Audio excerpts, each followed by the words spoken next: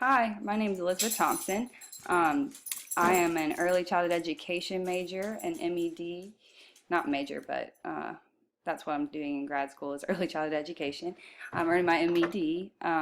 I also will have gifted in reading endorsements, and I'll be graduating in May, finally. So I'm very excited about that. This year I started teaching third grade here in Athens, Georgia at Howard B. Stroud Elementary School.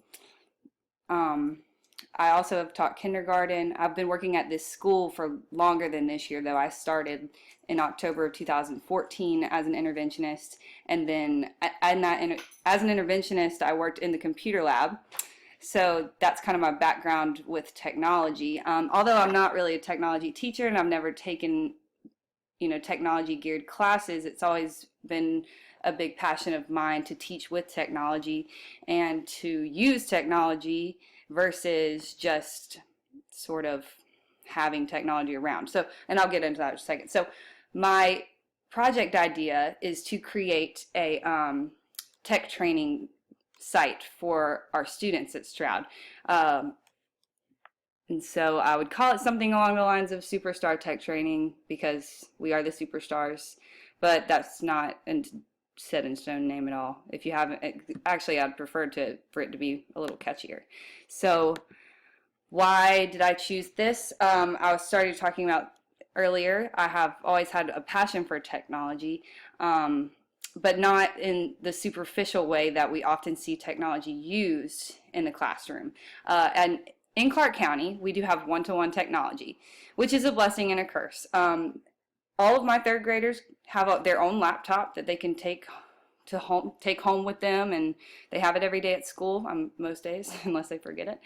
And so it's really great to have these capabilities that I have with all of this technology. But the problem that we run into is that there is a lack of formal technology training for the students. So they're given these laptops.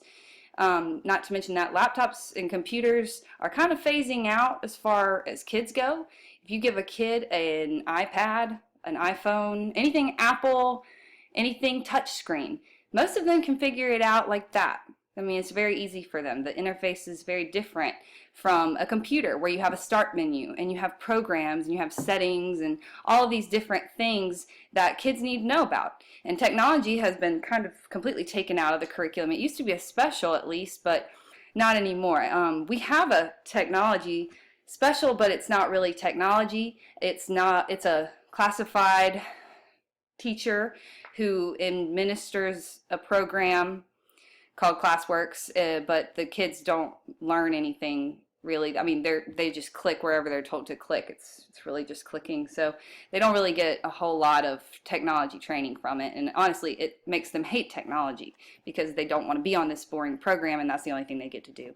So just they don't have that formal technology training. And there's also teachers who don't really get formal training. I mean, we get a lot of training, but a lot of the technology training that we get is really quick, and it's assumed that we should already know, and some of us do, some of us don't. So just having the basic things for those teachers who still aren't sure about certain things, because that's a problem too.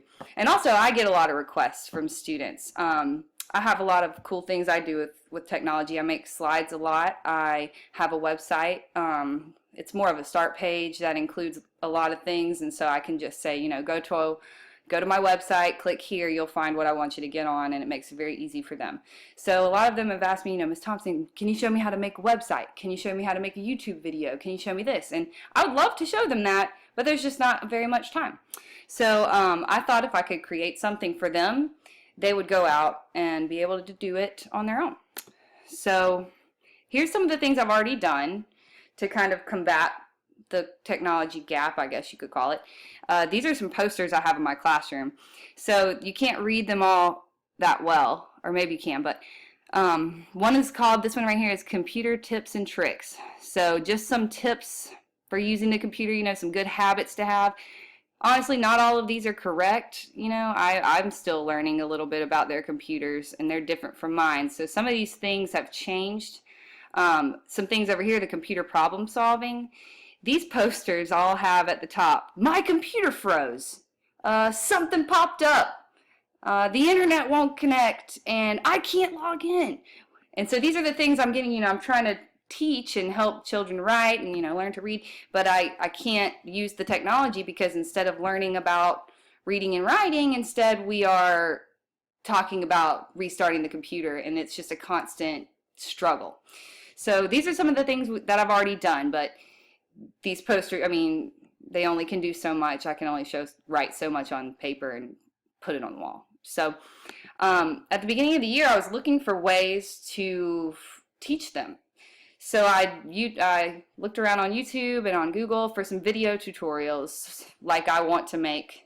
But I found this really cool website, the Bethke Tech Badges. I won't go to it because I'm running this video a little over, but a school has developed a program very similar to this, but I just would like to be able to take it to the next step, because this program, how do I explain it? So they have the tutorials, they have the videos, and then students come into the school and they physically fill out, a quiz on paper, and they make a physical badge. I wanted to change that a little bit. I wanted to make it all online. And so I was thinking of trying to have some forms as quizzes, or either having some of the tutorials have having different assessment methods for each one, and as you are assessed you earn a badge, but instead of it being like a real badge, it would be more of like a badge leaderboard type thing that would be there on the website as soon as you get on it. That'd be the first thing you see is like, these are our top tech superstars or whatever, and they would see who has done the most and who knows the most about the computer, and that would be something really that they would really enjoy. And it's something they already do, but it's just by word of mouth. So some of the things I've already thought of for this, it's definitely going to be in a Google site because that's what they're most familiar with, and that's also what I'm most familiar with. I was thinking of the levels I wanted to separate the tutorials into. There'd be a level 1, which is just the basics. Vocabulary is a big thing. Pop-ups. When things pop up, some teachers, the ones who aren't so techy, they will tell the students always click cancel, and we all know that's not how it works. You can't click cancel every time. You have to actually read and understand the message. If you don't understand it, you need to ask an adult. You don't just need to click cancel every time, because that's not always what the message is wanting you to do. Things about, just learning what's on the start menu, what's it for, how do I change certain settings, can I change certain settings with my computer, and how do I properly shut it down, and just having, getting those good habits of taking care of your computer and understanding what it can do. The level 2 would be the Google basics, because we run completely on Google in Clark County. Everything is Google. Everything. So the kids all have access to all Google apps. So, just showing them Google Chrome and letting them know, Google Chrome is the browser you need to use, because this is how you're going to stay logged into everything. You won't have to type your password every time, showing them how to do those things and set that up. And then would go on to the apps, learning more about the specific apps and what you can create with them. And then maybe a more advanced level, which I haven't thought through completely yet, but creating a site and maybe a blog, things like that. So that's about as far as I've gotten. I've been kind of thinking about it for a while, but never been I've been thinking about it for a while, but putting it into action is different. So this class was a perfect opportunity for me to do that with support. So thanks for watching. Look forward to your feedback. Thanks.